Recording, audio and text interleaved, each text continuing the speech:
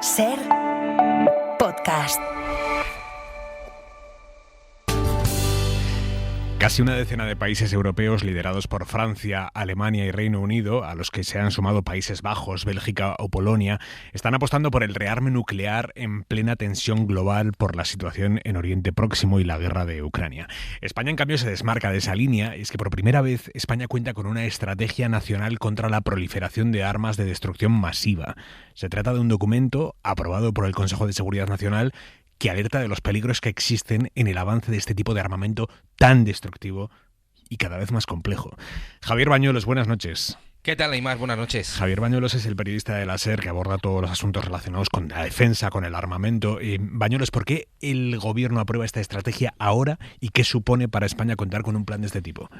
Bueno, el Consejo de Seguridad Nacional, Aimar, aprobó esta estrategia contra las armas de destrucción masiva por razones obvias. El mundo se enfrenta a un marco global cada vez más complejo y el gobierno, en concreto, el Departamento de Seguridad Nacional, entiende que se necesita una guía, ¿no?, de acción para autoprotegernos ante las amenazas reales de armas de destrucción masiva, evidentemente armas nucleares, pero también radioactivas, biológicas, químicas, incluso del agroterrorismo. Es interesante, Aimar, y ahora vamos a ir profundizando en todo ello, pero en este documento no solo se incluyen medidas preventivas, también hay acciones reactivas. Se contempla, por ejemplo, incluso casos de carácter operativo planteados para disuadir y detener programas ilegales de armas de destrucción masiva. Sin duda estamos, Aimar, ante un hito en la arquitectura de la seguridad nacional, como dice este documento, porque, como bien decías, ¿no?, es la primera vez que España ha diseñado una estrategia para definir objetivos y amenazas en este frente. Y fíjate, Aimar, si es novedoso que hace 23 años que a nivel europeo se aprobó un documento similar a este, y ha sido ahora 23 años después cuando España ha dado este paso.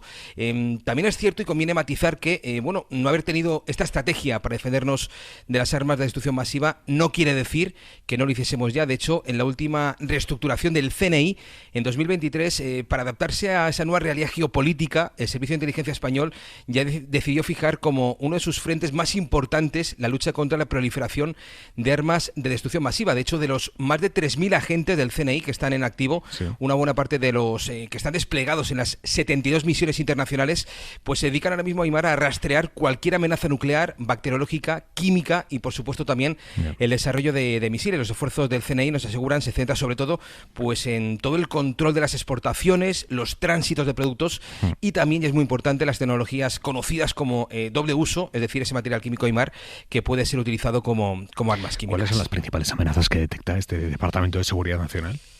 Bueno, las amenazas son de dos tipos, principalmente actores estatales, es decir, un país como tal, ¿no?, que podría utilizar o lanzar su ataque con armas de destrucción masiva, y luego están los grupos terroristas. En el primer bloque, el gobierno sitúa principalmente a Corea del Norte y a Irán, principalmente por el desarrollo de armas nucleares no controladas ni verificadas, pero no son las únicas amenazas. En este documento del DSN, del Departamento de Seguridad Nacional, reconoce que las principales amenazas por la proliferación de armas de destrucción masiva se centran en el norte de África. Hay que remarcar, Aimar, que España, en los mapas de riesgo, dan a esta amenaza un nivel de impacto considerable, pero un nivel de probabilidad bajo, es decir, es una amenaza bajo y que hay que destacarlo porque no hay que alarmar, pero también es cierto que el propio DSN admite que la posibilidad de que grupos terroristas accedan a materiales susceptibles de ser utilizados para fabricar cualquier tipo de arma de destrucción masiva es una grave amenaza para la seguridad nacional. De hecho, según este documento, existen manuales que invitan a lobos solitarios a utilizar armas químicas, manuales diseñados por grupos vinculados a ideologías extremas no religiosas, pero insistimos, el riesgo es bajo. El documento matiza que la posibilidad de un ataque químico por un grupo terrorista, pues evidentemente no es descartable, pero es limitada, especialmente en el supuesto de ataques a gran escala. Y es importante remarcar, Aimar, que España cuenta desde hace años con un potente sistema de protección de infraestructuras críticas, principalmente centrales nucleares, también instalaciones radiactivas que pueden ser objeto de algún tipo de sabotaje. De hecho, en España tenemos fábricas de producción de uranio que después se enriquece fuera de España y que cuentan con medidas de seguridad muy, muy extremas. Lo mismo en el sector biológico, sobre todo porque en breve, y esto es importante, Aimar, España va a contar por primera vez con 3 laboratorios de un nivel de bioseguridad nivel 4, sí, es decir, el máximo. Son laboratorios donde se manejan todo tipo de agentes que causan enfermedades graves y con alta mortalidad, para los que no existen tratamientos eficaces o vacunas, y que también van a contar con una protección extrema. Estuvimos en uno aquí en Hora 25 hace unos meses, entramos nos dieron acceso a uno de estos laboratorios. Era increíble el nivel de seguridad de ese laboratorio, hasta el punto de que viste que no puede entrar cualquier persona ahí. No, el nivel de seguridad es absoluto y tuvimos que prepararnos durante días. Al llegar allí tuvimos que desnudarnos completamente, pasar por unas duchas específicas y a la salida también. Aquello fue... Me impactó por el nivel de seguridad que tienen estos laboratorios. Esta estrategia de la que hablabas, Javier, esto se aprobó en diciembre, se comunicó en febrero. O sea que esto es antes de que Estados Unidos e Israel lanzaran sus ataques sobre Irán este fin de semana. Un país sobre el que la comunidad internacional, Irán, un país sobre el que la comunidad internacional lleva años poniendo el foco por este posible desarrollo de armas nucleares. Digo posible porque precisamente la opacidad del programa nuclear de Irán es la que impide que se sepa realmente qué están haciendo y qué no están haciendo. Y entiendo, Javier, que por eso Irán entra dentro de las principales amenazas de este plan. Sí, bueno, de hecho, Aimar, en este documento se incluye en un capítulo específico para Irán. Este documento admite que la falta de información del régimen iraní sobre su programa nuclear pues ha dificultado una solución diplomática para mitigar esa amenaza. Esa opacidad, de hecho, ha generado un desgaste, dice esta estrategia, en la estabilidad internacional. El DSN reconoce que los ataques de junio de Estados Unidos contra las instalaciones nucleares iraníes, pues evidentemente ya abrieron un escenario preocupante. Por eso el gobierno ya plasmó hace meses por escrito que era necesario redoblar los esfuerzos diplomáticos para asegurar por medios pacíficos la naturaleza del programa nuclear iraní. Lo cierto, Aymar, es que no solo Francia plantea ya un rearme nuclear para defenderse de esta amenaza de los ayatolás iraníes.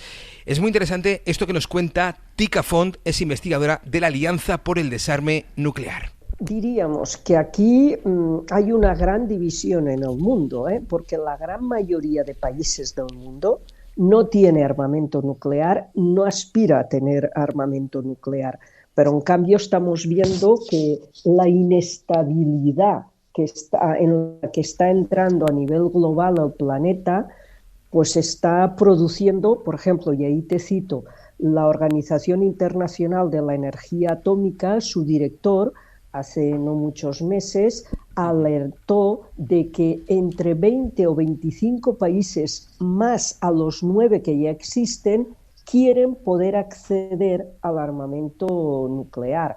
Varios de ellos asiáticos, o por ejemplo Arabia Saudí, que también ha mostrado su interés en dotarse de armamento nuclear.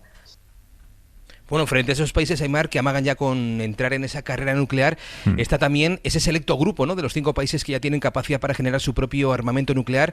Recordemos, Rusia, Estados Unidos, Francia, Reino Unido China, ¿no? Y también China, ¿no? Eso es, China es importante porque este país, evidentemente, este tablero geopolítico, bueno, pues marca mucho, ¿no?, la importancia de cómo puede evolucionar todos los acontecimientos. Y esto es importante analizarlo porque es interesante saber qué papel va a jugar este gigante asiático, como apuntaba también Tika Font aquí en la SER. China ya tiene 600, cuando en el 2023 creo que tenía unas 400, ya tiene 600, y se calcula que puede llegar a tener 1000 para el 2030. Por tanto, China crece en sentido vertical. Esto puede hacer que a Estados Unidos se sitúe diciendo: si tuviera que llegar a una confrontación nuclear con Rusia y China a la vez, ellos dos contra mí, en estos momentos Estados Unidos y Rusia están equiparados. Pero si quisiera llevar una guerra con los otros dos a la vez, pues encontraría pues que igual Estados Unidos empieza a proliferar. Por tanto, intenta incrementar también sus ojivas nucleares. Bueno, y es inquietante, Aymar, que ahora mismo ni siquiera ha entrado en vigor el Tratado de Prohibición de Ensayos Nucleares. Ese tratado solo se puede activar cuando lo ratifiquen los 44 países implicados, pero a día de hoy no lo han hecho ni China, ni Estados Unidos, ni Egipto, ni Pakistán, ni India, ni Corea del Norte, y ojo, ni tampoco Israel ni Irán. Decíamos al principio que España está siendo una de las voces más críticas contra el rearme nuclear, pero al mismo tiempo sigue sin firmar el Tratado de Prohibición de Armas Nucleares. ¿Cómo se explica esto? ¿Cómo lo explica el gobierno? Bueno, pues básicamente, Aymar, que no es el momento, ¿no?, de firmar ese tratado. Sí es cierto, como bien dices, que el presidente del gobierno, por ejemplo, en la última cumbre, ¿no?, de seguridad en Múnich, hace muy poquito, fue categórico, alertó del peligro del rearme nuclear, fue muy crítico. De hecho, el gobierno de España, sin duda, lidera, ¿no?, una de las voces más beligerantes contra esa tentación de alimentar los arsenales nucleares, pero en ese discurso España se queda corto. España sigue sin firmar ese tratado de prohibición de armas nucleares, conocido como TEPAN, un tratado que se han suscrito 99 países de la ONU, ninguno, por cierto, de la OTAN, que ha ejercido una importante presión para que no lo hagan. Y bueno, al menos en esta estrategia nacional contra la destrucción de armas de destrucción masiva, el Departamento de Seguridad Nacional dice claramente que desaconseja firmar ese tratado de prohibición porque es débil y principalmente porque no dispone, dice, de un protocolo de verificación del desarme. Por eso España se queda en un nivel inferior, solo suscribe el tratado que de alguna forma recoge la búsqueda, ¿no?, de luchar contra la proliferación de armas nucleares. Es decir, es un acuerdo que básicamente pues busca el desarme voluntario y no la prohibición que los que buscan otro tipo de países. Hay quien atiza al gobierno y le achaca falta de valentía por no dar este paso, por no firmar el tratado. Me refiero a la campaña internacional contra la abolición de las armas nucleares, que es la ICAN. Tú has hablado con ellos, están molestos.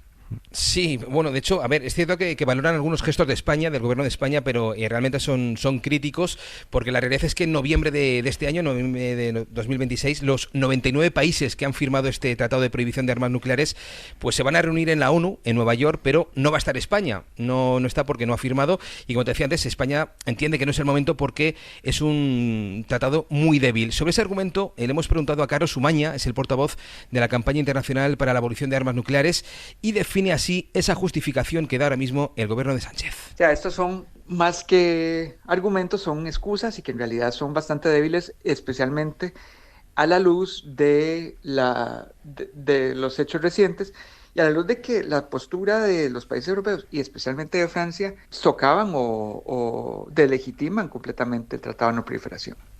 Bueno, como decías, Carlos Umaña, ¿no?, pertenece al ICAN, una ONG que precisamente ya fue nominada al Nobel de la Paz y lleva años intentando que España firme este tratado, y creen que ahora, en el contexto geopolítico actual, es el momento adecuado para que el presidente Sánchez, pues sea más valiente y firme y ratifique ese tratado de prohibición. El reloj del apocalipsis para este año y antes de esta crisis ya marcaba 85 segundos para la medianoche, el mayor riesgo de aniquilación humana de la historia.